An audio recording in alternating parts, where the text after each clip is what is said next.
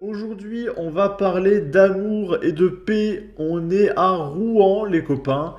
Il y a un mec armé d'un couteau et d'une barre de fer qui s'est rendu dans une synagogue pour y répandre de la paix et de l'amour. En ressortant, il attaque un policier avant d'être abattu. Le départ de feu a été maîtrisé par les pompiers. On va écouter ça. Un homme armé tué ce matin à Rouen. On l'a appris il y a quelques minutes. Cet homme a tenté de mettre le feu à une synagogue. Quelles sont ce matin, Romain, les premières informations? Eh bien, les faits se sont produits vers 7h15 ce matin en plein centre-ville de Rouen. D'après un syndicat de police, un individu tente d'abord de mettre le feu au bâtiment. Les pompiers et la police sont dépêchés sur place et lorsqu'ils arrivent, l'individu muni d'une barre de fer et d'un couteau fonce sur les pompiers et les policiers. Un policier adjoint fait plusieurs sommations avant d'ouvrir le feu à 5 reprises sur le suspect qui meurt sur le coup. Des constatations sont actuellement en cours devant la synagogue.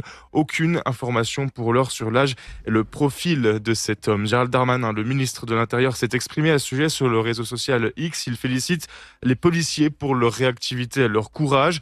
La surveillance des lieux de culte est renforcée depuis le mois de mars dernier. Le relèvement du plan Vigipirate à son plus haut niveau, urgence attentat, un événement qui intervient dans un contexte de forte hausse ces derniers mois des actes antisémites. Selon le Premier ministre Gabriel Attal, ils sont en hausse de 300% par rapport aux 3 premiers mois de l'année 2023. Les précisions ce matin en direct de Romain Hougue pour RMC.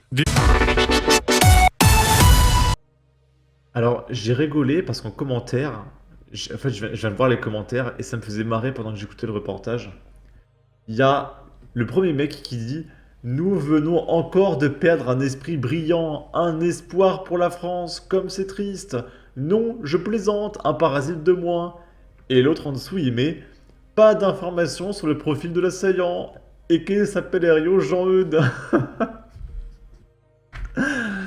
Nous, on part bosser et lui, ce martyr, va passer la journée avec 70 vierges. La vie est trop injuste. Bravo à celui qui a mis fin définitivement à ce déséquilibré. Et il vaut mieux en rigoler parce que quand on parle des juifs sur YouTube, on marche sur des œufs. Donc il faut vraiment prendre ça à la légère. Pas utiliser de mots un peu trop méchants. D'accord? Parce que c'est très très très tabou. Hein, d'accord? Ici, c'est Mathilde Panot. Là, je comprends pas. En fait, Mathilde Panot, elle crache sur Israël et les Juifs depuis maintenant, je sais pas, 8 mois. Et elle importe massivement et soutient massivement des gens qui veulent s'en prendre à cette communauté. Et sur BFM TV, elle dit: Oh, horrifiée, comme l'ensemble du pays face à cette tentative d'acte très très méchant sur la synagogue de Rouen, je veux assurer les Juifs et les Juifs de France, et particulièrement la communauté rouennaise, de mon entière solidarité et celle de l'ensemble de mon groupe parlementaire. Mais je rappelle, vive le Hamas, dit-elle, depuis 8 mois. Mais c'est vraiment, ça n'a aucun sens, hein.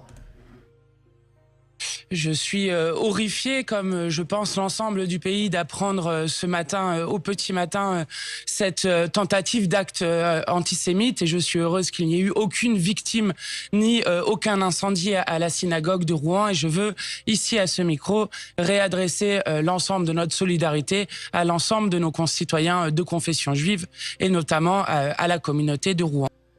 On est d'accord que ça n'a absolument aucun sens. Mais quel hypocrite! Ça fait 7 mois que tu vomis sur les juifs d'Israël et joues à la vipère. Ton soutien, on n'en veut pas. Donne-nous ton silence, ça suffira. Plus hypocrite, tu meurs, sorcière. Dieu se rit de ceux qui déplorent les effets dont ils chérissent les causes. La belle com. Je veux t'assurer que les juifs et juives et chient dans ta bouche, Mathilde Panot.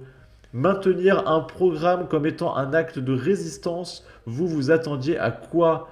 Vous ne faites qu'attiser la haine envers des personnes. Votre solidarité est nulle et non avenue.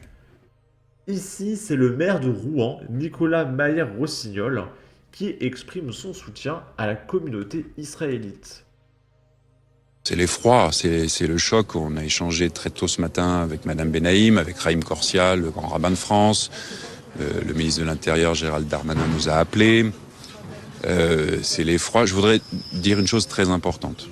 D'abord, bien sûr, le soutien à toute la communauté israélite, mais surtout dire que quand on s'attaque à la communauté israélite pour un acte qui, là encore la justice le déterminera, mais enfin il est quand même très probable que ce soit un acte profondément antisémite, puisqu'on tente d'incendier et d'agresser une synagogue, quand on s'attaque à la communauté israélite, on s'attaque à la communauté nationale, on s'attaque à la France. On s'attaque à tous les citoyens français.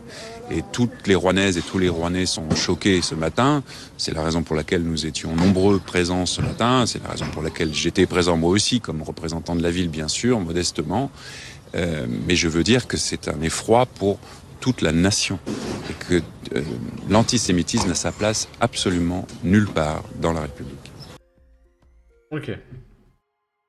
Ici, on a un représentant de la communauté juive qui explique, donc c'est un rabbin quoi, qui explique ce soir c'est Shabbat et c'est important d'allumer les bougies pour montrer que nous n'avons pas peur, déclare Shmuel Lubeki, le rabbin de la ville.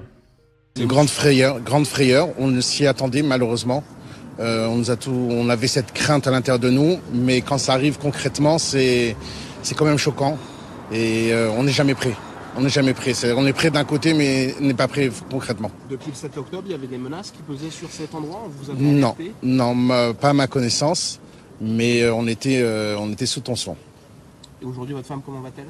Ça va, elle va bien. Ça va. Vous, qu'est-ce que vous allez faire dans les prochaines heures? C'est déjà réconforter la communauté, c'est l'essentiel, et voir comment elle va la synagogue. Justement, est-ce que vous souhaitez faire passer un message pour les fidèles rouennais? Oui, de continuer à pratiquer Shabbat. Ce soir, c'est Shabbat, et c'est important d'allumer les bougies de Shabbat pour justement montrer qu'on n'a pas peur et qu'on continue à pratiquer notre judaïsme malgré les circonstances. Merci. Une grande frayeur. Ok, et il y a un commentaire que je trouve insupportable, que je vois depuis tout à l'heure. C'est un gauchiste, je suppose, qui a écrit « Les rabbins ont le micro pour s'exprimer. Les imams sont expulsés sans leur permettre un dixième de déclaration. Pourtant, les rabbins portent des barbes aussi. Voici la France hypocrite, mesdames et messieurs. » Donc en fait, il compare ce rabbin qui voit sa synagogue se faire incendier et caillasser avec les imams expulsés, qui ont été expulsés parce qu'ils disent que la France, c'est plus ou moins un pays satanique et qu'il faut exterminer les mécréants. Pourquoi ces imams sont expulsés et pas ce rabbin? Je ne comprends pas. En fait, selon ce gauchiste, il faudrait expulser ce rabbin parce que c'est un rabbin, en fait. Et des gens qui pensent comme ça, il y en a beaucoup à gauche. En tout cas, n'hésitez pas à donner votre avis, votre opinion, à partager, liker, commenter, ça aidera au référencement de la vidéo sur YouTube. Abonnez-vous, suivez-moi sur Twitter et à la prochaine pour de futures vidéos. Ciao!